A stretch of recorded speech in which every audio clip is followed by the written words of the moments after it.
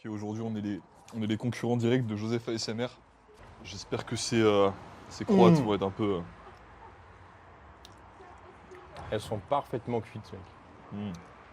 Ça filme. On va pas parler beaucoup, je crois. Ouais. Théo il est arrivé avant-hier soir à 22 h. Et là depuis hier on a déjà tourné 2 h 30 de contenu. On va pas s'arrêter en si bon chemin. Donc quel sujet aujourd'hui le sujet d'aujourd'hui c'est comment on aide les gens à trouver leur identité ou à reprogrammer leur identité en faveur de l'identité qu'ils ont envie d'avoir. Oui. Donc, comment on fait Comment Waouh, très grosse question. Très très putain de grosse question là. Comment trouver son identité? Est-ce qu'il y a vraiment une méthode? Est-ce qu'il y a un process? Est-ce qu'il y a une stratégie? J'aurais tendance à dire que c'est plus un process qu'une méthode. Ouais. Et qu'après la méthode, t'en as plusieurs qui ont des méthodes différentes, mais tant que t'as un bon process. Je dirais que la particularité, c'est que oui, il y a un process, et après tu vas franchir un point de non-retour où ça y est, tu t'es enfin trouvé, et après c'est de l'expérimentation. Ouais. Tu vois, c'est pas un truc c'est pas un process que tu vas C'est pas linéaire. tout le temps. Ouais, c'est pas linéaire, c'est ça. C'est absolument pas linéaire. Ça change un peu en cours de route. Alors, je sais pas si tu veux commencer par expliquer ta façon de faire à toi, après ma façon de faire, et on voit la différence. Vas-y, on peut faire comme ça. Tu veux commencer ou je commence? Je peux commencer, je peux me lancer sur. Moi, le process que j'ai, il se fait en. Ce sera que de ça parce que. Ah non, inquiète pas, c'est pas authentique sinon. Ouais, mais là, c'est pas une question authentique, c'est une question de pas finir en prison. Eh oui. Alors. Mon process, moi, je le détaille en 3 principales étapes avec les gens. Et 3 principaux outils. Donc, j'utilise principalement le journaling, la méditation et les rêves.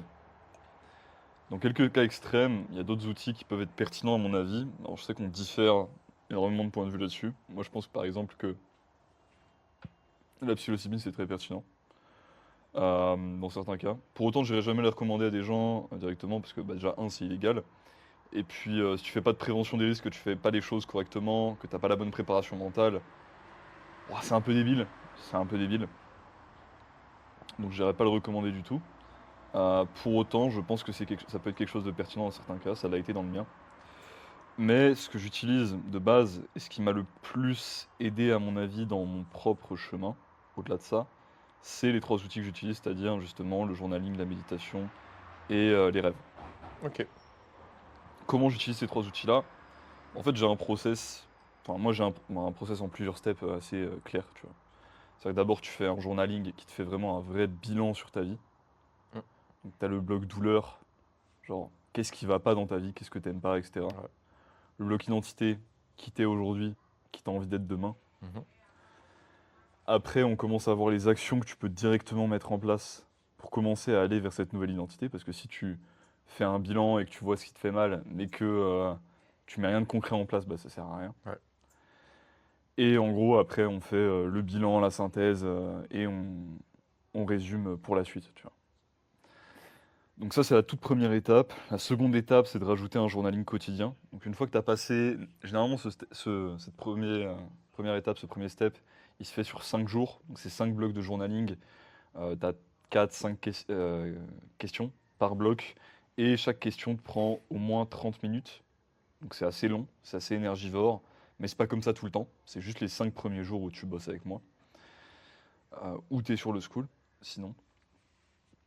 Ensuite, après ça, on intègre le journaling quotidien. Parce qu'en fait, ça, c'est un truc dont on a parlé récemment d'ailleurs sur le fait des vlogs.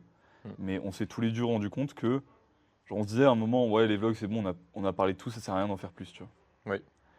En fait, au moment où t'arrêtes, tu deviens moins capable d'articuler correctement ta pensée. Mm. T'as moins de clarté dans ton business, t'as moins de clarté dans ta vie, t'as moins de clarté dans tes relations. Ouais. Et tu te dis, mais putain, en fait, pourquoi j'ai arrêté, tu vois. Pourquoi j'ai arrêté une habitude qui me prend comme ça 10-20 minutes par jour la majorité du temps, qui est super rentable et qui en plus de ça peut me ramener des clients, peut me ramener tout un tas Mm. de bénéfices en plus de l'aspect mental de base.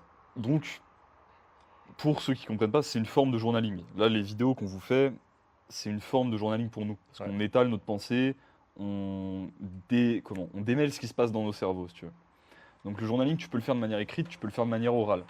Je trouve ça quand même pertinent de le faire de manière écrite, au moins de temps en temps, histoire de pouvoir repenser sur ce que tu as écrit, avoir du retour sur ce que tu as écrit. Mais ça, tu peux aussi le faire avec le dictaphone et demander à Claude de te corriger les trucs et derrière de te faire une version texte de ce que tu as dit au dictaphone. Tu vois. Donc si tu vraiment pas envie d'écrire, t'es pas obligé d'écrire, à mon avis. Même si je trouve ça pertinent d'apprendre à structurer sa pensée à l'écrit aussi, c'est pas une obligation. Donc une fois que tu as pris ce gros bloc de journaling qui va vraiment te faire un bilan complet, que tu as intégré cette habitude de journaling de manière quotidienne, ce qu'il faut que tu apprennes, c'est avoir plus de silence dans ta vie. Et en particulier, avoir des silences au moment où t'aurais pas envie d'avoir de silence. Il y a des moments où, si tu veux, par exemple, où tu es à fond dans le boulot, excuse-moi, t'es à fond dans le boulot, c'est super intense, t'es là, t'as envie de te reposer, mais te reposer, c'est aller chercher de la dopamine rapide. Donc te reposer, le premier réflexe, prendre ton téléphone, scroll, à regarder un film de boule, manger un truc de merde, j'en sais rien. Bah là, ce que tu vas apprendre à faire avec ce bloc-là, numéro 2, cette deuxième partie sur la méditation, c'est passer de cette habitude-là qui est néfaste à une habitude qui est bonne pour toi. C'est-à-dire, en gros, ok, t'arrives plus à être capable de bosser, de faire un truc bon pour toi ou d'être en train de parler avec des gens autour de toi, etc. De faire n'importe quoi qui est bon pour toi ou ton business. Ce que tu vas faire, c'est que tu vas pas te laisser le choix. Tu vas soit méditer, soit dormir. Éventuellement marcher en silence, mais voilà. Mais en gros, tu vas faire un truc qui va pas être stimulant. Tu vas pas te laisser prendre plus de dopamine par des biais néfastes qui vont au final juste te déréguler et t'empêcher de correctement te reposer. Tu vas vraiment te reposer. Tu vas apprendre à nouveau à te reposer. Et une fois que ce step-là, il est passé, donc là, tu as de l'écart entre le stimulus et la réponse, tu es capable de contrôler ton comportement grâce à la méditation, tu as de la clarté sur ton identité actuelle, ton identité future, qui tu veux être, qui tu vas être, et tu démêles ton esprit quotidiennement. Qu'est-ce qui reste? Il reste à creuser un peu plus profond.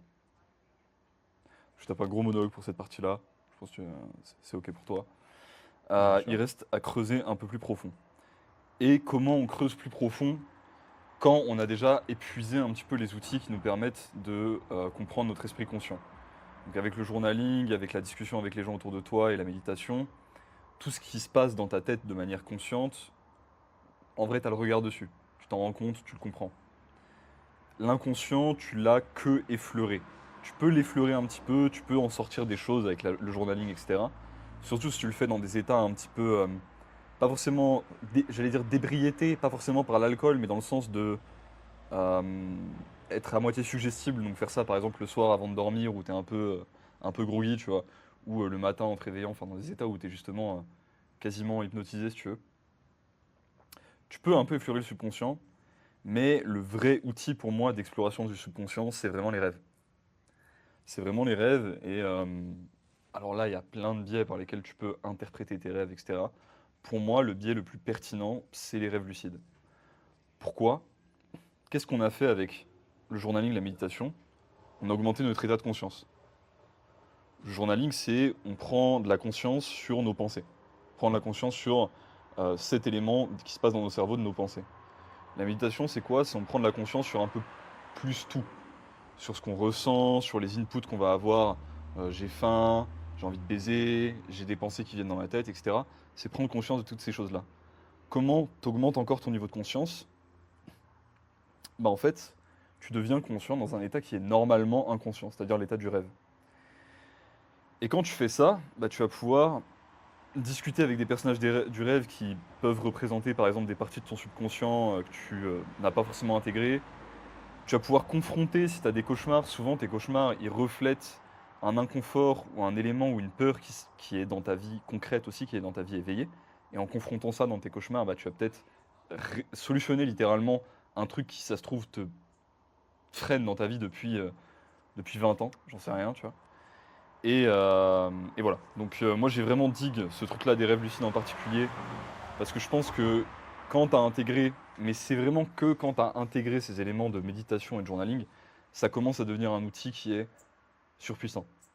Mais pour que ce soit surpuissant, il faut déjà que tu aies un bon niveau de conscience, d'où le fait que ça vienne en dernier. Je pense que j'ai assez introduit un peu ce que je fais sur ce Ok. côté-là. Ok. Donc je commente pas, hein, c'est sa méthode. Bah, tu peux dire si tu as des points de Euh, désaccord ou quoi, ou des Eh choses. bien, en fait, c'est dans la question. C'est-à-dire que la question, c'est est-ce qu'il y a un process pour trouver qui on est, en fait? Ouais, Mais depuis quel point de départ tu te situes? Est-ce que tu parles à c'est-à-dire. quelqu'un qui ne sait pas du tout qui il est, point zéro, ou tu parles à quelqu'un qui est dans une étape de réflexion, mais il lui manque une structure pour pouvoir y arriver? Alors les deux, Parce que généralement, j'ai l'impression que ton process, c'est dur pour quelqu'un qui débute, qui est de strictement zéro, qui est un random, ouais. de trouver la réponse avec ça. Et il y a peut-être une étape préliminaire avant. Alors c'est pour ça que le process déjà il s'étale sur minimum 6 mois. Ok, C'est parce que tu peux pas faire toutes ces étapes. Là, tu vois, déjà j'ai fait un long monologue, mais tu peux pas toutes faire ces étapes-là d'un coup, c'est c'est sûr. carrément surchargeant. Et généralement, là où on passe le plus de temps, parce que là où les gens ont le plus à réfléchir, Mm. c'est sur le bloc de journaling du départ. Ok, Le bloc de journaling de départ avec la douleur, je dis qu'il est censé durer 5 jours si tu le fais de manière intense, que tu prends vraiment 3 heures par jour pour le faire. Mm. Mais pour beaucoup de mecs qui sont vraiment paumés dans leur vie, faut que je les relance, il faut que je sois au cul avec eux pendant 3 ouais, semaines pour qu'ils aient réussi à avoir des réponses correctes sur le sujet, tu vois. Et c'est pas grave. Mais c'est cette étape-là, si tu veux, qui vraiment sépare les débutants du reste. Quand j'ai un mec avec un profil plus avancé, qui se connaît déjà bien, etc., je le fais quand même repasser par cette étape-là. ouais, Parce que je trouve ça toujours nécessaire, des fois, de refaire un bilan.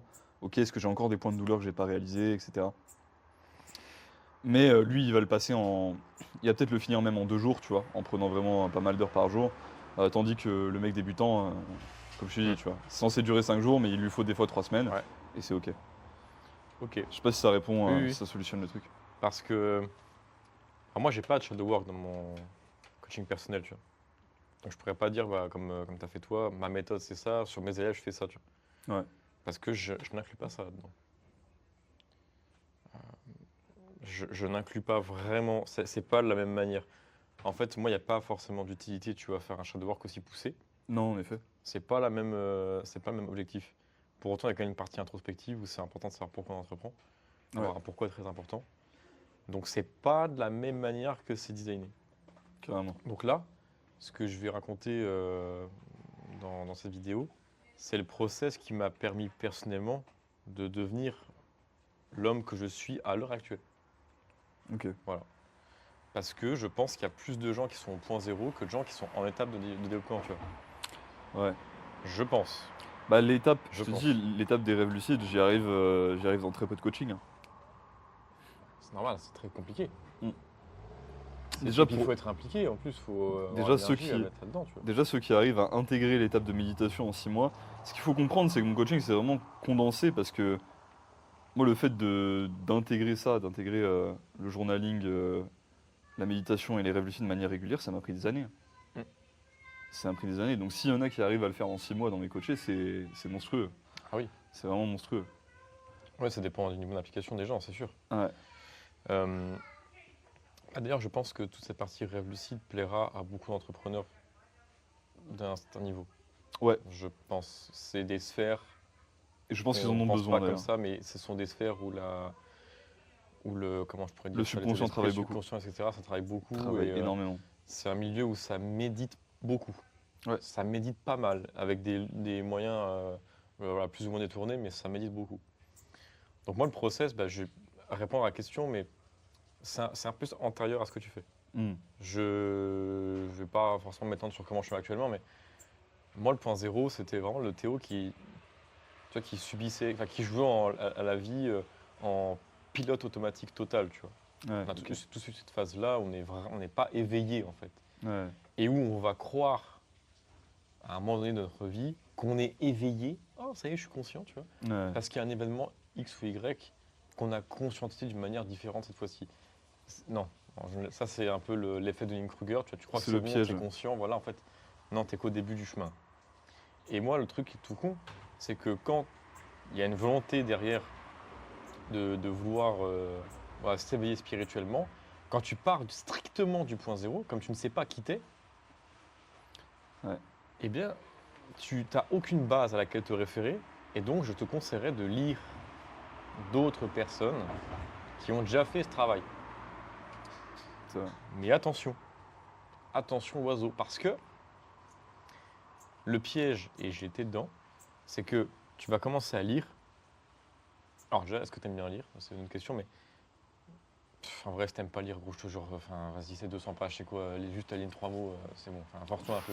Faire des efforts, ouais. Ouais, enfin, là, en fait, si t'aimes pas lire, c'est que c'est pas assez fort comme problème pour toi, apparemment. Et souvent, les mecs, tu sais, Donc, ils se trouvent une excuse en mode ouais, mais j'ai vu un entrepreneur qui est super chaud qui aime pas lire non plus. Et à un moment, il fallait se faire Ouais, enculer. mais ouais, voilà. C'est un mec parmi. Oui, bah d'accord, c'est un, tu vois. Ouais. Et encore, en plus, c'est ce qu'il te dit que. Bref. Oui, parce que Euh, c'est vrai. Donc, au début, t'as pas de référentiel. Tu sais pas qui t'es. From scratch, tu vois, zéro. Donc, je te conseille de lire des gens, d'autres personnes, un peu les bouquins fondamentaux par lesquels tout le monde passe. Je te conseille pas forcément de lire des devs perso.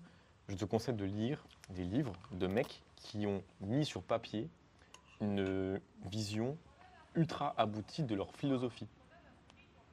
Donc moi, j'aime beaucoup commencer par gréco-romain. Le gréco-romain. Je trouve ça trop fort. Parce que c'est pas souvent super long d'ailleurs à lire, mais tu as accès. Alors il y a aussi du contemporain qui est intéressant, parce que des fois c'est écrit différemment. Donc peut-être que pour certains, tu peux retrouver des idées d'anciens, dans des gréco-romains, dans d'autres manières, dans du contemporain. Mais comme au début, tu n'as strictement aucune culture dans la littérature, tu démarres avec le truc que tout le monde connaît, à savoir le gréco-romain. Et attention, ça n'est qu'une base. Ça n'est qu'une base. Donc tu vas lire des bouquins classiques, des 4, 5, 6, pas besoin d'en lire 55, on s'en fout. T'en lis une dizaine avec 10 différents. Chacun a sa philosophie de vie, tu vois. C'est ça un philosophe. Un philosophe, il met sur papier sa philosophie de vie. Il met sur papier ce qui pour lui est la vérité. Tu lis Diogène, après tu lis Marc Aurèle, ça n'a strictement rien à voir. C'est Absolument. de façon différente. Mais pourtant, les deux ont raison. C'est ça qui est important, c'est qu'il faut comprendre que tous les gens ont raison en fait. Toutes les vérités sont bonnes à prendre. Donc, ah oui. Donc au début, comme tu n'as pas de référentiel, je te conseille de lire des classiques. On commence par les classiques. Mais là, il faut faire attention. Parce que il y a beaucoup de gens. What? Hmm? Flat rate? Je sais pas capté. What? No Ah, limit. no limits. Ok. Force de fiesta. Putain, cool. Donc tu vas lire des classiques. Là, il faut être très vigilant. C'est que comme tu ne sais pas qui t'es, tu es donc en recherche identitaire. Et comme tu es en recherche identitaire, ça va t'arriver, ça m'est arrivé, ça arrive à tout le monde. Dès que tu vas lire un truc qui te semble hyper séduisant, tu vas foncer tête baissée dedans. Tu en vas te devenir disant, comme. ça y est, c'est bon, j'ai enfin trouvé, je vais être stoïcien. Ça paraît cool. Oh, les stoïciens ont raison. Énorme. Tu fonces tête baissée dedans, et ça y est, tu deviens un stoïcien parce que c'est bon, tu as lu 2 bouquins sur le stoïcisme. Mec, j'ai eu exactement ça quand j'avais 15 ans et que je lisais mes premiers bouquins de Nietzsche. J'étais en mode putain, je suis Nietzschean maintenant, gros. C'est ça. C'est trop stylé, Nietzschean. Trop cool. Je suis Nietzschéen. Voilà. Je suis stoïcien, je suis Nietzschéen, je sais ce que tu veux. Voilà. Erreur. Parce que tu ne te cherches pas quand tu fais ça. En fait, c'est comme l'escalade. Tu es en train de te casser la gueule et il y avait une prise au bon endroit, puis hop, tu t'es raccroché à elle autant que faire se peut, parce que sinon, tu allais mourir. Sauf que l'idée, c'est de grimper, en fait. C'est pas de rattraper ta chute. Jamais faire ça. Donc l'erreur, c'est ça. C'est de se dire, ah bah c'est bon, j'ai lu Nietzsche et tout, je fonce tête baissée dedans, je suis Nietzschéen, ça y est, c'est ma nouvelle identité, je deviens le Nietzschéen de service. D'ailleurs, c'est l'erreur qu'on voit la plus Ouais. commune dans les milieux ancestral primal de se rattacher en fait se rattacher à papa, Ouais. tu vois. C'est un dogme. Ah, l'ancestral est devenu aussi une quête identitaire. Ouais. Tout à fait.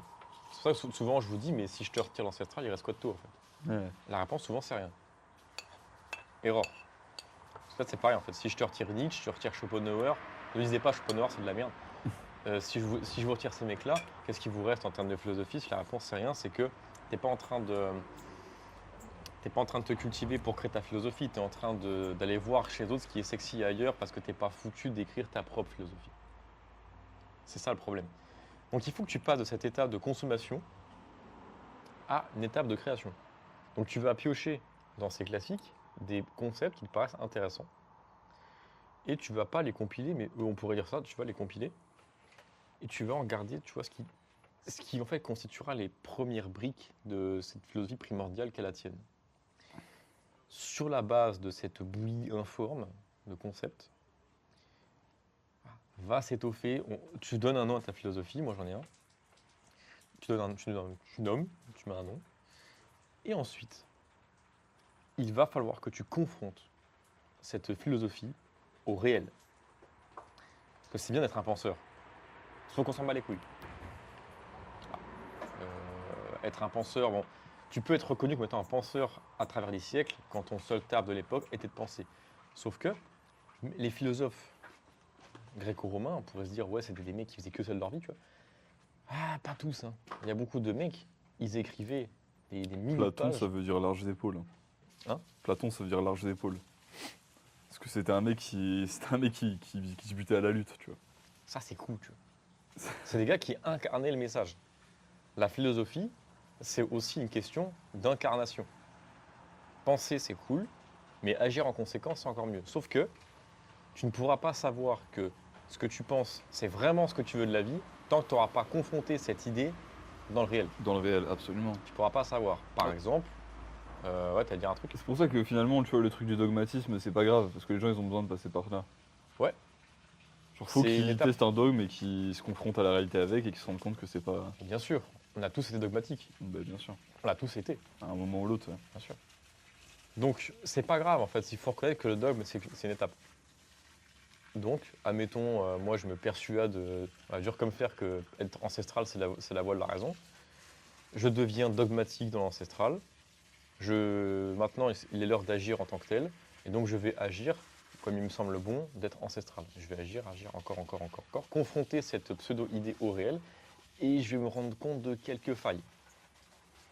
Les failles santé, donc diète, sport, sommeil, quelles qu'elles soient. Ouais. Des failles sociales. Des failles juste purement logistiques. C'est pas possible de le faire à 100%.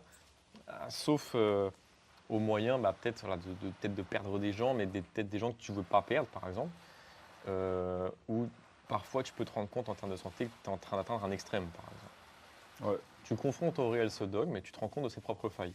Tu viens ensuite, hop, tu vas le reformuler et tu en proposes une nouvelle version moins dogmatique et qui est plus propre à toi. Et c'est là où c'est compliqué parce que dans cette étape où tu sors du dogme et où tu viens pondérer en fait ta nouvelle philosophie de vie, cette bouillie de départ, hein, en confrontant le réel, en fait, il faut être super proactif dans la démarche parce que si tu ne traques pas, entre guillemets, ce développement philosophique, tu risques de perdre tellement de données sur l'itération de ta philosophie. Je ne sais pas si je me fais me comprendre là, mais c'est là que le journaling devient intéressant. Ouais. Parce que moi, c'est comme ça que j'ai commencé. J'ai commencé à journaler en même temps que je lisais mes premiers écrits. Donc j'écrivais, je disais, tiens, Ouais, moi aussi. Aristote a dit ça, ça c'est cool. Ça, au début, mon journal, c'était ça, c'était juste, je suis d'accord, je suis pas d'accord. Ouais. Très, très Ça, basique. j'aime bien, ça, j'aime Je suis pas. d'accord, pas d'accord, d'accord, pas d'accord, d'accord, pas d'accord. Il n'y avait pas l'IA à l'époque, hein. C'était tout à la main. Enfin, on dirait que je suis un ancien, mais il n'y avait pas l'IA à l'époque, ça n'existait pas. Tu vois. C'était il y a Donc, pas si longtemps que ça. tu me diras. j'avais 18 ans, mec. Ouais. Donc il n'y avait pas de chat GPT à l'époque, c'était tout au stylo. Only stylo. Donc, j'ai je peux écrit toujours beaucoup. le faire tout au stylo aujourd'hui, hein. C'est pas Ouais, impossible. je te dirais quand même de commencer au stylo, c'est Franchement. important. Au clavier, c'est pas fou, mais... Donc, je confrontais en fait comme ça. Je confrontais, je questionnais comme ça. Et mes textes, après, au début, c'était juste, je suis d'accord, je suis pas d'accord. Et ça a commencé à évoluer en, je suis d'accord parce que. Je suis pas d'accord parce que. Moi, je pense le contraire. Puis, ça a évolué en, je pense le contraire car dans mon vécu, j'ai pu voir autre chose. Parce que Aristote, Marc Aurèle, Platon, Cicéron, n'importe qui, c'est une itération de l'homme sur Terre. Ils n'ont pas la vérité absolue, ils ont une vérité relative. Donc ces mecs ont raison sous un certain angle de la vie. Mais ils n'ont pas la science infuse, ces mecs. Personne ne l'a. Donc tu peux dire, par exemple, Cicéron, c'est de la merde. Voilà. J'ai lu, c'est nul. Voilà. Je suis pas d'accord avec ce qu'il dit. Ça vient avec aussi l'horizontalité vis-à-vis de la connaissance. Ça, c'est un truc Oui. où les gens, ils ont vraiment du mal à l'intégrer. Ouais. Par exemple, quand je dis, par exemple, je pense, moi, j'aime pas Freud. Je pense que Freud, c'est un abruti. Et que la plupart des idées de Freud, c'est des idées à la con. Alors, j'exagère là parce qu'il y a quand même des choses intéressantes c'est dans ce sûr. qu'il dit. J'exagère volontairement. En fait, les gens ils sont en mode oh, comment tu peux dire ça envers ce grand penseur, etc. Mais en fait, les grands penseurs, c'est des humains comme vous. Alors peut-être qu'ils ont un QI plus élevé, peut-être qu'ils ont plus creusé un sujet que vous, mais ça veut pas dire qu'il faut pas s'y confronter en fait. Bien sûr. Et quand je dis s'y confronter, ça veut pas dire juste les lire et leur sucer la bite, ça veut dire vraiment s'y confronter. Se poser la question, est-ce que je suis d'accord, est-ce que je suis pas d'accord, et pourquoi? Faut pas encenser Est-ce que c'est quelqu'un, vrai? tu vois. Faut pas encenser parce que si tu encenses quelqu'un, tu ne peux même pas le remettre en question. Ouais, C'est dommage, c'est la base pour les branleurs science-based, c'est la base de la science de remettre en question les choses. ouais, C'est la base de tout. Des sciences sociales comme des sciences bon, qu'on appelle Dur. dures, hein, mais ouais. c'est la base de ça. C'est on remet en cause les choses tout le temps. Donc moi j'aime beaucoup Diogène. Bon, il n'a pas écrit de livre, Non. il n'a pas écrit de bouquin Diogène. Donc tout ce qu'on a en fait, ce sont des restitutions de dialogues qu'il pourrait avoir eu avec des gens. C'est tout. Et moi je trouve le mec hilarant. Oui, je Je suis trouve trop d'accord. marrant. Parce que c'est un clochard, tu vois, et il chie la gueule des mecs trop chauds. Tu vois. Parce que c'est un philosophe qui a tellement poncé. En fait, son asset, c'est la clochardise. Tu vois. Son asset, c'est un SDF. Et le mec a tellement poncé le truc à fond. Bon, et après, peut-être qu'il va un peu loin. Tu vois. Des fois, il pisse, enfin, il chie, et il vit là où il chie et tout. C'est un peu dégueulasse. Ouais. Mais il a tellement poncé la clochardise que tu as des mecs qui sont ultra chauds qui viennent le voir pour lui demander mais comment toi tu penses cette question en tant que clochard. Tellement le mec il est smart, tu vois. J'adore ce gars. J'aime beaucoup ce mec. Si je n'étais pas Voilà. Alexandre, je voudrais être Diogène. Ah oui. Alors ce fact est vraiment trop cool en plus. Ça. Ouais. Alexandre le Grand vient voir Diogène pour lui demander un renseignement, tu vois. Et la seule chose que Diogène trouve à répondre à Alexandre, c'est quoi? C'est casse-toi, tu me fais le long. Parce que Alexandre lui demande, lui propose de lui donner ce qu'il veut, s'il veut quelque chose, etc. hein, vu qu'il est Ah, j'ai plus de trucs l'empereur, en tête, exact. c'est ça. Vu qu'il est l'empereur et qu'il a littéralement tout, tu vois, Mm. d'un point de vue richesse matérielle. Et le jeune il lui dit, bah casse-toi, tu me fais de l'ombre, tu fais de l'ombre. Laisse-moi, tu fais l'ombre à mon soleil. Ouais. À mon soleil. Et t'as plein de phrases comme ça qui sont rigolotes, c'est ferme ton claque-merde, ta bouche est le palais des mouches, des trucs comme ça. Tu vois. Moi je lis ça des fois, je suis mort de rire, tu vois. Il dit à des empereurs, ferme ton claque-merde. Et le pire en plus dans les écrits, c'est que ils kiffent un peu les empereurs. Ouais, Ils kiffent un peu. Ils Ouais, disent, c'est rigolo. ah enfin un mec qui me répond pas comme un suceur en fait, c'est marrant. ouais. Et même s'ils se font insulter, ils disent, c'est intéressant ce que tu racontes mec. Tu m'as insulté mais dis-moi en plus quand même. Le bouquin est hilarant. Et donc, voilà, tu confrontes, tu questionnes, je suis d'accord, je suis pas d'accord. Et là, ta philosophie primordiale commence à prendre forme petit à petit. Et ça y est, tu es en train de poser les premières pierres de qui tu veux être vraiment. Et tu confrontes cette bouillie à la réalité. Pour moi, il n'y a que le réel qui t'a la réponse. Ouais, je suis d'accord. Il n'y a que le réel. Et là, tu es déjà pas mal. Tu es déjà pas mal. Il y a une phrase que je vais te donner, qui est toute bête, mais en fait, il faut incarner la philosophie. À quoi on reconnaît quelqu'un d'important, de charismatique, D'intègre. voilà, d'intègre, les pieds sur terre, tu vois, de droit. Donner un caractère droit plutôt que redressé, pour ceux qui ont lu le bouquin. Et, eh bien, pardon, c'est la conviction. Tu vois, je crois en quelque chose, je crois en une des vérités de la vie, qui est la mienne.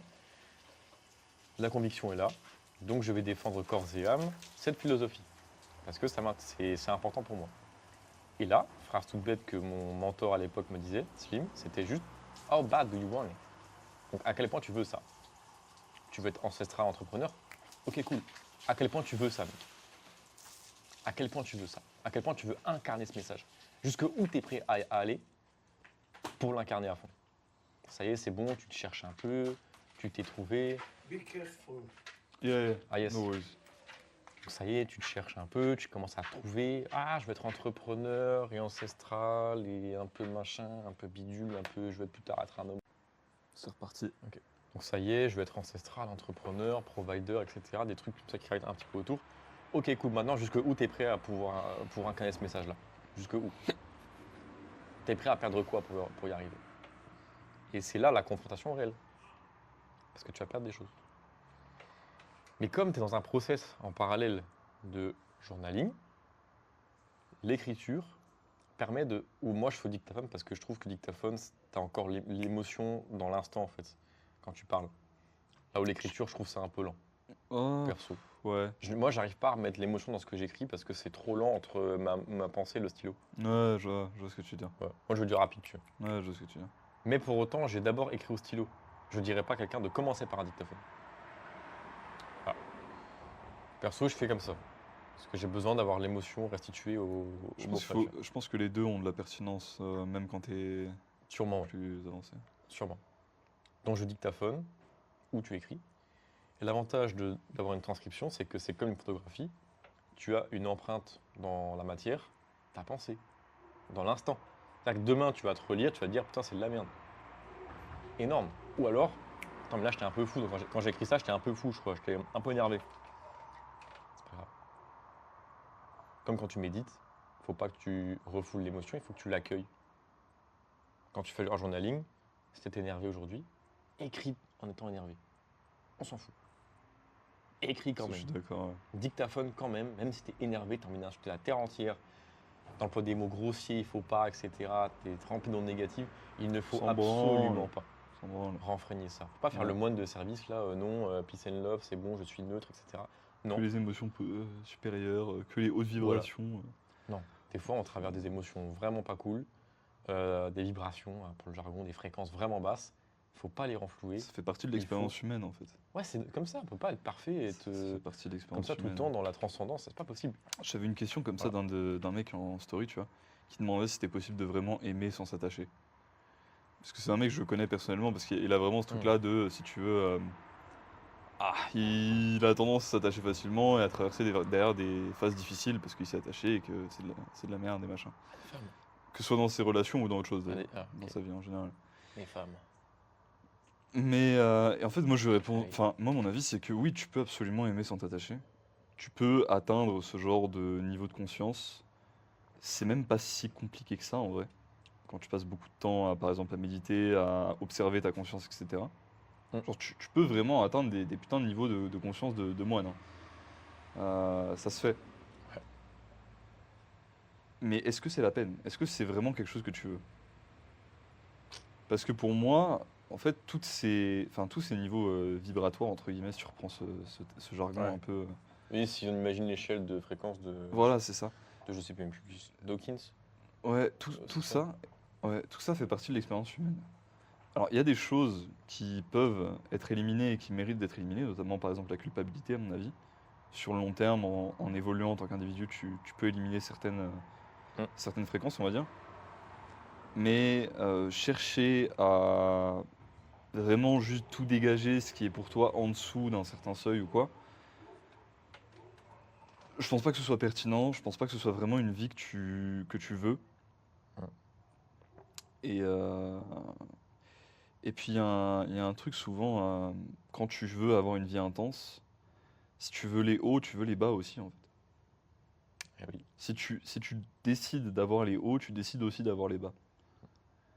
Oui. Moi je peux te le dire, la vie de se lancer dans l'entrepreneuriat, aussi de passer par des phases semi-SDF, etc. C'est intense. Il y a des phases qui sont géniales. Les phases géniales, elles sont 10 000 fois plus géniales que tout ce que tu peux vivre quand tu vis pas ce genre d'expérience aussi forte. Mm. Mais il y a des phases dures, et ces phases dures, elles sont beaucoup plus dures aussi que les phases que tu vis quand tu as une vie classique, on va dire. Donc ça, pour moi, c'est une décision à prendre en pleine conscience, en fait. Est-ce que tu veux avoir une vie intense? Dans tous les sens de l'intensité, dans les sens positifs comme négatifs. Est-ce que tu es prêt à avoir une vie intense? Ou est-ce que tu veux, ok, ton petit taf, ton petit CDI tranquille, aller à la salle, avoir ta grosse et ton Renault Scénic. Si tu veux te branler, si tu veux avoir ce genre de vie, t'as le droit. On n'est pas là pour te juger. Nous, c'est pas la décision qu'on a prise. Mais voilà. Je pense qu'il faut se poser ces questions, il faut se la poser sincèrement. C'est futur extrême, présent extrême. Ouais. Ça, c'est une autre vidéo que j'ai faite, je crois. Donc voilà, tu confrontes ta philosophie à la réalité et effectivement, dans cette confrontation, tu vas traverser des périodes de haut et de bas.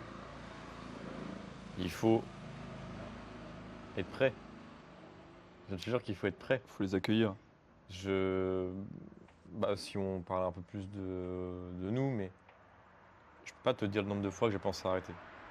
Ouais, J'ai dû penser pareil. à arrêter en 2 ans peut-être une vingtaine de fois. Une vingtaine de fois. Et j'ai essuyé peut-être une centaine d'échecs. Toi, tu vois ce que là, tu es à l'écran, mais j'ai raté des trucs. J'ai fait le con. J'ai perdu de l'argent. J'ai perdu des gens. J'ai pensé des fois à arrêter. Je me disais, mais pourquoi je m'emmerde à faire ça? Je sais quoi, je suis qu'un clodo. Je suis qu'un clochard. J'ai pas de chez moi. J'ai pas fait beaucoup d'argent ce mois-ci. Je mange moins. Je donne plus que je reçois. J'ai perdu du Ah, poids, merde. je suis pas en forme. Ah, J'ai des putain. putains de cernes. Regarde la gueule de Restéo de l'époque, mon gars. Ouais. Pendant 6 mois, je faisais du homad. Je bossais allez, je me levais à 5 h du matin, je me couchais à 23 h. Je faisais du homad pendant 6 mois à 1500 calories pour gagner du temps de travail. Je faisais plus de sport à la fin. Je sortais pas de chez moi. J'étais blanc. Je regarde les vidéos sur Restéo. Je Ouais. suis rachitique. Je suis un vrai squelette, tu vois. Ironie, MDR, je fais un compte sur la santé. Ouais. Je fais un compte- Et pourtant, ça marche quand même. Alors, pour vous dire que, eh, pour vous dire quand même que malgré la gueule que je me tapais à l'époque, j'ai quand même réussi à vendre des coachings santé, les gars. Donc, ça montre quand même que c'est possible. Mais, je te jure, je veux pas revivre ça. Je veux pas revivre ça parce que je me suis vraiment détruit, tu vois. Et là, ça allait encore parce que j'étais dans une période optimiste. En fait, je me détruisais, mais je savais pourquoi je faisais ça, tu vois. Mais il y a eu d'autres phases après où ça a commencé à tourner correctement, où j'ai eu envie d'arrêter. Alors, c'est pas un problème, mais à l'époque, ce que ça impliquait, c'est que si j'arrêtais, ça impliquait notre personne. Ça impliquait Carla notamment. Si j'arrêtais, ça impliquait aussi elle. Hmm. Donc il y avait aussi ce côté, on fait Responsabilité. équipe et tout, Ouais. responsabilité. Si j'arrête, c'est aussi sa chute, etc. Et moi, en amour, je suis extrêmement impliqué. Donc je ne veux pas que le partenaire chute. Enfin, ça paraît logique, hein. Tu veux pas qu'il chute avec toi, tu vois. T'as pas Ouais. envie. Euh, donc ça impliquait d'autres choses, tu vois. Plein de trucs comme ça. Et là, je te parle que de l'époque Restéo. Il y a eu Theo Wise avant. Un truc que personne n'a jamais vu. Il y a eu ça avant. Euh, Et tu vois, tout ça, tu vois, ce sont des espèces de tests de vision. À chaque fois que je me surprends à vouloir arrêter, en fait, c'est comme s'il y avait un Théo du futur qui me disait: ah, est-ce que tu as les couilles aujourd'hui? Est-ce que tu as les couilles de continuer aujourd'hui? Hein? Tiens, je te fous une grosse merde aujourd'hui, tiens. Ah, une grosse emmerde, une grosse crasse. Qu'est-ce que tu réponds à ça? C'est le Théo du futur qui me regarde, il m'envoie une connerie là à la gueule. Sauf que ce qui sait pas, Théo du futur, c'est que je suis un putain de fou furieux, j'en ai rien à branler. Je m'en bats les couilles de ce qu'il me raconte. Je m'en fous de ce qu'il peut mettre devant moi. Et chaque obstacle est un test de vision.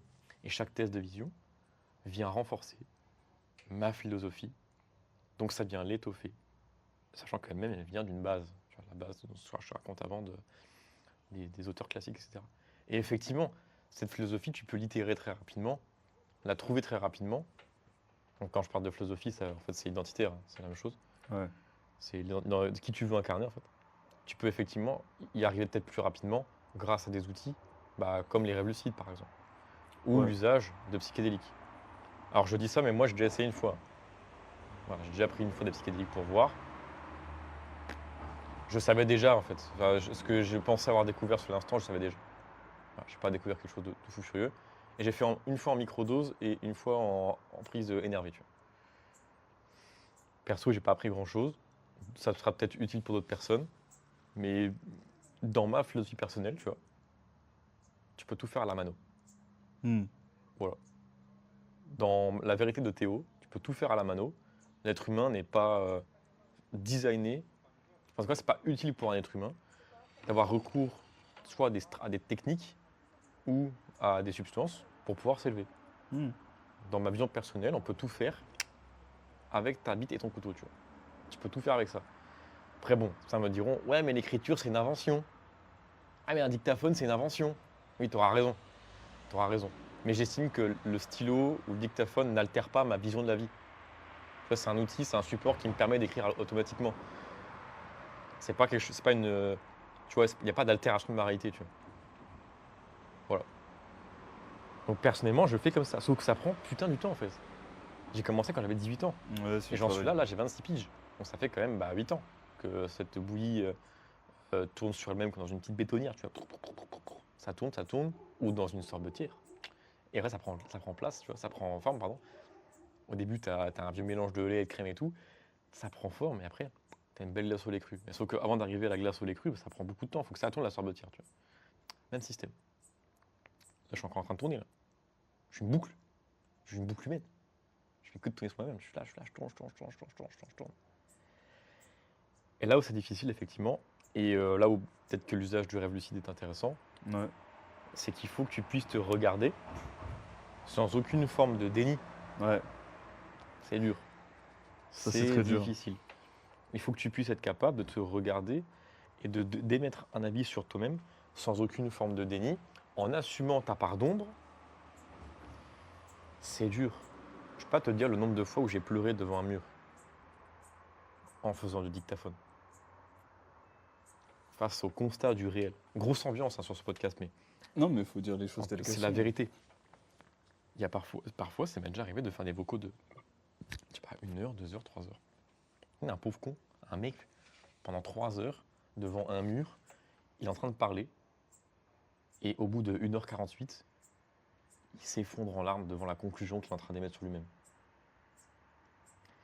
T'en arrives pas comme ça d'un coup en un seul vocal, ça paraît évident, c'est sûr. Mais à force de faire, tu vas commencer à t'observer sans aucune forme de déni, en assumant ta part d'ombre, autant que faire se peut. Et tu vas apprendre à te connaître par toi-même. Même si je t'encourage à confronter cette vision au réel et à te connaître aussi au travers des gens. Parce que là où c'est aussi important, c'est que maintenant que tu as confronté ta philosophie dans le réel, mais un peu tout seul, on va dire, tu pars en voyage, tu crées une boîte, etc. Ça, c'est un peu de l'ordre du tout seul. Il est l'heure de confronter cette réalité à d'autres personnes. Et là, tu verras que le monde, il est un peu différent de ce que tu penses, parce qu'il y a plein d'autres personnes qui en sont à ton niveau ou qui sont bien supérieures à toi en termes d'itération, en termes de philosophie. Et ces gens peuvent te donner une autre perspective. Exactement comme les bouquins que tu lisais au début. Fini les classiques. Maintenant, les gens qui ont une philosophie aboutie sont des classiques eux-mêmes. Tu vas les voir, tu vas confronter tout ça. Et ça va se construire au fur et à mesure. Au fur et à mesure. C'est compliqué à résumer parce que ça prend beaucoup de temps. C'est un énorme travail, je suis d'accord. Et ça pourrait être ponctué par des questions du type tu t'imagines comment dans 10 ans, etc. Mais pour moi, ces questions-là, comme avant, qu'est-ce que tu ferais avec 100 000 euros, comment tu te vois dans 10 ans, etc. Ce sont des questions qu'on peut se poser quand on a déjà une petite base de la réponse. Ouais. On a déjà une base de réponse. Là, je parle à des gens qui démarrent de strictement zéro. Ouais, carrément. Donc, tu commences par tes classiques, tu regardes ce qui t'intéresse pas. Tu confrontes cette espèce de bouillie primordiale au réel, tu testes encore. Tu t'affirmes, dogmatique, nanana, comme tout le monde, c'est le format classique. Et ensuite, en confrontant au fur et à mesure, encore une fois, cette espèce de bouillie au réel, elle va commencer à prendre forme. Pense à la sorbetière, ça commence à prendre forme. Et une fois que ça a commencé à prendre forme et que tu incarnes vraiment ton message, c'est l'heure de le confronter à d'autres personnes. Et en théorie, si tu incarnes vraiment ton message, tu es quasiment infaillible partout. Là, si je pose plein de questions sur ta philosophie de vie, il n'y a pas de faille. Il y a toujours une réponse qui sort d'un coup. Si je demande qu'est-ce que tu penses, je sais pas moi, l'entrepreneuriat, une réponse sort. Qu'est-ce que tu penses du minimalisme, une réponse sort. Il y a tout le temps un truc. En fait, quand le temps passe, tu vas poser des questions sur tout n'importe quoi, si bien qu'au bout de quelques années, tu n'auras pas réponse à tout, mais il n'y a quasiment aucun sujet sur lequel tu n'as pas planché. On revient à cette idée de pensée englobante. Ouais. De pensée englobante. D'où la notion, tu vois, c'est marrant quand tu as parlé du fait de commencer par des gens qui ont une pensée englobante. J'ai Ouais. cru, la manière dont tu as parlé, j'ai cru que tu allais parler de Pete notamment. Ça pourrait être, mais pour un débutant, ça me paraît un peu. Pour un débutant, ça me paraît compliqué aussi. Oui, mais ça pourrait être. Oui, après, tu pourrais relire des mecs qui ont des pensées englobantes d'un autre niveau. Ouais. Ouais, tout à fait, ouais. C'est ce que je pense de pertinent aussi. Tu vois, Oui. c'est intéressant ce que tu as dit sur le fait que justement le dictaphone comme ça en durée longue, ça te permettait de te confronter à des choses vraiment très dures. Oui. Parce que moi j'ai eu cette même expérience avec le journaling notamment, mais justement j'ai eu cette même expérience notamment avec les champignons, tu vois. Ok. Et également les rêves lucides. Et pour moi les rêves lucides et les champignons, je les mets au même niveau d'intensité en termes d'outils. Mm. Sincèrement, tu vois. Genre les gens sous-estiment, je pense, l'intensité de ce que tu peux vivre dans des rêves quand tu commences Ouais. à t'y pencher sérieusement. D'où le fait que je vois ça comme un outil potentiellement utile, parce que dans mon cas personnel, il a été utile. J'ai beaucoup moins, j'avais à l'époque, quand j'ai eu ces expériences-là, si tu veux, ce truc de oh, c'est la panacée, ça va sauver tout le monde, machin. Ouais. Je l'ai beaucoup moins aujourd'hui parce que j'ai vu justement, selon les profils, des gens pour qui ça fonctionnait, des gens pour qui ça fonctionnait pas, tu vois. Mm. Des gens pour qui c'était utile et des gens pour lesquels ça l'était pas. Pareil d'ailleurs avec le journaling où tu vois des profils qui correspondent beaucoup mieux au dictaphone et des gens qui correspondent beaucoup mieux à l'écrit. Ouais. Euh, et je pense que là-dessus c'est aussi une quête interne, c'est aussi un truc de tester toutes les approches dont je vous parle. Théo et moi on a des approches similaires sur pas mal d'aspects, différentes sur d'autres. Tester toutes les approches dont je vous parle, de toute façon il y a aucun. Enfin, alors, bon, il y a des trucs un peu risqués, justement, et ça, d'ailleurs, on vous les recommande pas. Mais sur globalement le journaling, le fait de se parler dans le miroir, la méditation, les rêves, etc., il n'y a pas de risque à expérimenter différentes approches là-dessus. Mm. Le seul risque, c'est bah, confronter des choses inconfortables. Mais si tu confrontes jamais des choses inconfortables dans ta vie, bah, le risque, c'est que tu aies une vie que tu veux pas, justement. Il y a des choses que tu n'as pas envie de voir de toi. Ouais, absolument. Ah oui. Des fois, tu vas te voir comme un démon. Et ouais. Tu vas dire, mais putain, je suis qu'un horrible personnage. Je suis un monstre. Une chimère. Une horrible créature. Mais oui, mais c'est pas tout parfait en fait. Dis-toi quelque chose. Toi, en rêvant, en méditant, en journalant, en parlant, etc., si tu arrives à un état dans lequel tu arrives à percevoir le monstre en toi, dis-toi que 99% des gens qui t'entourent sont aussi monstrueux que toi, mais n'en ont pas conscience. Donc tu es entouré de monstres qui ne sont pas au courant qu'ils le sont, mais qui pourtant agissent en tant que tels. Tu serais surpris, une fois que tu as atteint ce travail-là, tu as une acuité différente après sur le regard des gens, sur le comportement des gens. Pardon. Ouais. Tu serais très surpris du vice, de cet état de perfide chez les gens. Je te jure qu'il y a plein de gens qui sont vicieux Ouais, ils s'en rendent même pas compte. et qui ne se rendent pas compte, mais ils agissent quand même en tant que tels. Et là vient une autre forme, je trouve, une nouvelle forme. Tu sais que les gens sont des démons et tu leur pardonnes quand même. C'est pas grave. Ils ont juste pas conscience. En fait, ils ont juste pas conscience de cet état. Il n'y a pas eu de travail psychologique derrière qui leur permette de ne pas agir en démon. Tu vois. C'est pas grave. Bah, en fait, faut. Je Quand sais qu'il y en a qui pourraient peut-être dire que je suis un peu hautain et tout, que je me crois éveillé, etc. Mais en fait, ça fait 8 ans que je fais ça, donc je pense que je connais mon truc. Au cas où. En fait, je pense que si tu veux.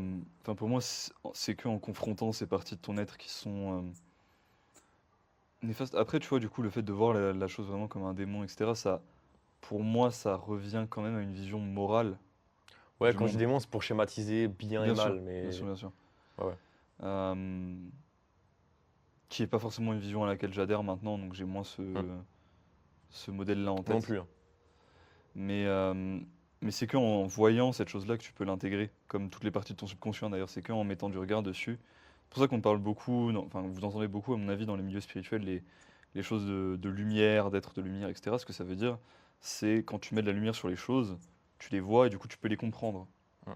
Quand tu mets de la lumière sur des parties de ta conscience que tu ne vois pas, bah tu peux par conséquent les voir et les intégrer à ton être. Et en les intégrant, elles deviennent bah, notamment beaucoup moins effrayantes. Et, et ouais, sur cet aspect-là, faut aussi, quand tu vois cet aspect-là chez les gens, faut aussi se rappeler, encore vision englobante, pour moi, faut aussi se rappeler que c'est que une des parties de la conscience, enfin du coup du subconscient des gens. C'est que une des parties de Ouais, leur. S'ils ont le démon, ils ont aussi l'ange dans bien leur sûr. être. Tu Très peu de personnes qui sont 100% démoniaques, vois. Ouais, si on prend le prisme carrément. ange-démon. C'est ça que tu vois Ouais, quand tu t'intéresses beaucoup à la psychologie. Et même ouais. chez les gens les plus horribles que tu vois, tu te rends compte. Bah, d'où le pardon, tu vois. Tu te dis, Ouais, même s'il agit en tant que démon, Je sais qu'au fond de lui, c'est pas ce qu'il veut faire en fait. Ouais, et puis parce que c'est aussi des choses enfin, c'est aussi des comportements et des manières d'être auxquelles on n'échappe pas, qui font partie de nos êtres. Parfois, c'est même Euh, l'automatisme, hein. ouais. Là, ils sont vicieux, mais en fait, enfin, ils sont comme ça.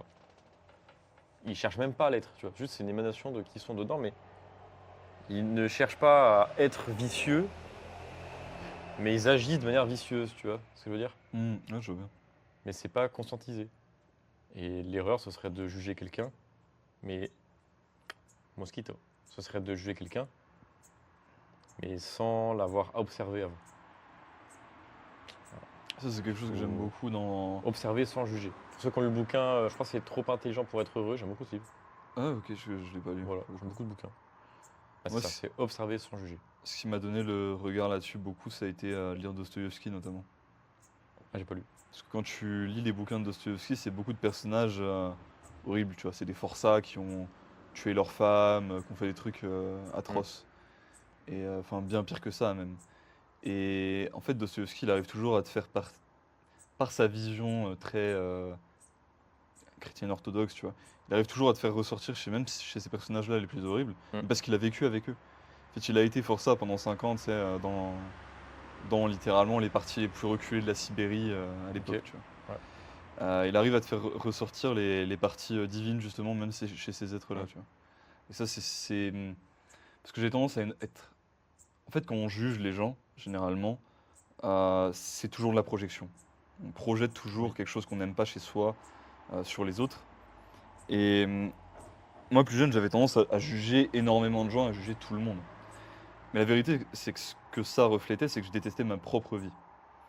Et je pense que justement, Dostoïevski, ça m'a beaucoup donné cette ouverture-là de comprendre, en fait, même chez les êtres que je vois autour de moi qui sont les plus horribles, même chez moi-même, justement, si je me perçois comme tel et si j'aime pas ma vie, que j'aime pas mon être, il y a cette part de beauté, il y a cette part de divin qu'il faut respecter, en fait, et Mm. qu'il faut prendre en compte aussi. Ouais, tu remarqueras que dans le jugement, c'est souvent négatif en fait. Ouais, oui, J'ai complètement. rarement vu des gens juger positivement. Quand tu vois, quand on emploie le mot juger, c'est plutôt. Pour moi, c'est ça en tout cas, mais je manifeste sous la forme, euh, pas d'un compliment, mais donc l'inverse. Je sais pas Ouais, comment on dit ça. oui, oui. Un truc amélioratif, quoi. Un adjectif, quelque chose d'amélioratif. Une frustration que je n'assume pas. Pour moi, c'est ça un jugement. Je suis pas content. Ouin, ouin, ouin. Non, non, non. Je manifeste mon mécontentement par une remarque négative, voilà, désobligeante, mais qui reflète une frustration interne que je n'assume pas. Donc, vu que je ne l'assume pas, je vais critiquer, je vais juger, tu vois. Parce que dans la forme, sûrement que ça te permet de dégager autre chose que je suis aussi frustré que ce gars, ça me fait chier de Mhm. voir chez lui la réussite que moi j'ai pas. Dans la forme, tu te dis, en fait, c'est une illusion, hein, mais tu te dis que comme la forme elle est différente et que tu n'as pas envie de passer pour un envieux ou un jaloux, eh bien, tu te dis, je vais juger. Comme ça, ce sera ni de la jalousie, ni de l'envie. C'est différent, tu vois, ça passera sous le radar. Sauf que non, ça ne marche pas comme ça, malheureusement. Mhm. C'est ça que quand on dit observer sans juger, c'est dur parce que, même moi, je juge encore. Attention, faites pas encore. Oui, on n'est pas Ouais, parfait, ouais, hein. mais même moi, je juge encore, ça m'arrive. Personne n'est parfait. Mais euh, se placer en tant qu'observateur, ça remet de l'objectivité. Et surtout, quand on se met en tant qu'observateur, bah, bien souvent, on est en train de juger un peu en même temps. Et ça te permet de te recentrer, de te dire, ah, tiens, j'ai jugé cette personne-là pour telle raison. C'est sûrement que ça rappelle chez moi ceci Telle que je n'ai pas. frustration, etc. Et là, du journal. Bah, Là, c'est bon, là, c'est l'heure d'écrire, là. ça, c'est le même Tu vois? enfin, ce qui te permet d'avoir cette réalisation-là, c'est un process qu'on appelle la métacognition, tu vois, Je connais que de nom. et qui arrive de plus en plus de par, par exemple, la méditation, ce genre de choses, tu vois, justement. Mais je suis absolument d'accord. C'est C'est le ça. fait d'avoir du recul sur ta pensée, en fait, C'est du recul. Tu mets du délai, en fait, entre ce qui se passe et ce que tu ressens. Tu vois. carrément. Et donc, c'est ça qu'on appelle pour moi, c'est ça qu'on appelle la conscientisation. Conscientiser, c'est mettre un délai entre le stimuli, je sais pas comment on dit, la stimulation quoi, et une prise de décision dans la tête. Plus tu mets un délai, plus tu t'alloues de la réflexion. Toujours encore une fois, sans aucune forme. Toujours encore une fois, sans aucune forme de déni et en étant objectif. C'est ça qui est très compliqué en fait, c'est ça qui est très très dur. Donc voilà, Euh, j'observe mais je ne juge pas. Tous les humains ont raison sous un certain nombre. Mm. Donc juger, ça sert à rien. Même si parfois, même nous, on se dit entre nous, objectivement, ça, c'est de la merde. Ouais. Bon, c'est vrai que parfois, c'est vraiment de la merde. C'est vrai que parfois, putain, les moustiques. Et parfois, c'est de la merde. Mais Après, si tu tu prends le temps de questionner le mec, tu vas dire, bon, bah en fait, le truc que moi, je qualifie de merde, paraît logique pour lui. Donc, Ouais. le mot merde, en fait, il fait que de sens pour moi. Oui, et puis tu peux observer un défaut de caractère chez quelqu'un sans le juger négativement. Oui. Ça, Oui. c'est pas impossible non plus. Et je sais que dans Euh, la primale, on a un peu ce truc-là, tu vois, tout ce qui est soy boy, science Oui. etc. On dit ouais, c'est de la merde, c'est de la merde. Oui, oui. On est un peu arrogante. Mais bon, déjà, on vient de là. Hein. Oui, Faut c'est s'en vrai. rappeler souvent, on vient de ça. Voilà. Moi, j'étais en paléo VG cru. Voilà, j'étais un bouffeur de légumes crus. On vient de ça. On est encore dans l'erreur parfois, oui, ça arrive. Absolument. Et ces personnes-là, bon, parfois, oui, on se fout de leur gueule, mais ces personnes-là, dans leur psyché personnelle, Ils ont ce raison. qu'elles font, c'est la meilleure chose à faire. Ouais. Après, il y a tout le truc derrière de est-ce que tu es manipulé mentalement ou pas, ça, ce sont d'autres Oui. questions. Est-ce qu'on influence ta pensée ou pas? Est-ce que tu es vraiment autonome dans ce que tu penses ou non? Bah ça, D'où c'est vient tout le truc l'influence, de etc. déterminisme versus libre arbitre. C'est un peu ça, tu vois. C'est un débat Quel contenu philosophique. tu gobes? Ouais. Qu'est-ce que tu manges comme ta tête, comme contenu? Ça, moi, je sais pas si tu as remarqué, mais je n'ai pas sur mon téléphone. Tu vois. Oui, oui. Je n'ai pas de téléphone. Je refuse catégoriquement qu'il y ait un parasite qui rentre dans ma tête. Tu vois. Hors de question. Je choisis scrupuleusement ce qui rentre dans ma tête. Parce que je veux pas qu'il y ait de parasites. Tu vois. Mais bon, j'ai sûrement des parasites qui rentrent dans ma tête tous les jours sans faire attention. Tu vois. C'est comme ça. Des publicités dans la rue, des conneries. Bien sûr. Ça arrive. Bien sûr, et puis on peut pas avoir un contrôle complet sur sa vie, c'est Ah, aussi c'est une dur. illusion. Ça, c'est très compliqué. Tu peux tenter de l'avoir, mais bon. Ouais. Donc voilà un peu pour te résumer vraiment, mais le process pour trouver la réponse à qui suis-je, en fait, c'est ça? La réponse Ouais. à qui suis-je? Alors moi, je commencerai par ça. Ouais, Je commencerai par ça. c'est un process d'une vie de toute façon. C'est un process d'une vie. Tu n'auras Bien pas sûr. la réponse. Je te le dis, tu n'auras jamais la réponse parce que peut-être que si là tu m'écoutes, tu as moins de 30 piges. Un humain, ça vit entre 80 et 100 ans, donc tu n'auras pas la réponse. Parce qu'il te reste encore au moins 50 berges à péter, en fait. Donc, tu n'as pas la réponse. Pas encore. Tu as une ébauche, tu as systématiquement une ébauche qui commence à une sorte de croquis, tu vois, qui commence à trouver un peu une forme, mais tu te rapproches de plus en plus. Voilà. Peut-être que là, tu es encore en noir et blanc. Tu en as encore au contour. Tu commences à mettre quelques couleurs, tu vois, mais c'est pas encore trop ça. Mais ça prend forme. Ça prend forme. Et puis pour moi, c'est important aussi de réaliser que ta personnalité, ton identité, justement, c'est pour ça que moi je parle plus de changement d'identité que de découverte d'identité quelque part. Enfin, c'est un peu les deux. C'est que c'est pas quelque chose de fixe en fait. Oui, tu peux changer, effectivement. Tu peux complètement changer ouais. qui tu es. C'est vrai que la réponse au qui suis-je, ça sous-entendrait que la réponse, elle est déjà en toi. Ouais. Enfin, oui, d'une certaine manière, pour moi, la réponse, elle est en toi, et le monde, c'est une clé de compréhension. Très platonicien ce que tu dis là. J'ai pas tout lu Platon, mais C'est juste, c'est l'idée de l'accouchement de l'esprit. C'est l'idée de, en gros, en te posant des questions, pour lui, par la Ah oui, oui. dialectique, tu découvres les réponses qui sont déjà ancrées, qui sont déjà dans ton esprit. ah, mais en fait, il y a un peu de ça. Mais quand je dis que le monde est une clé de compréhension, ça revient à l'idée de confrontation Oui, d'avant. carrément. Tu vois, c'est ça.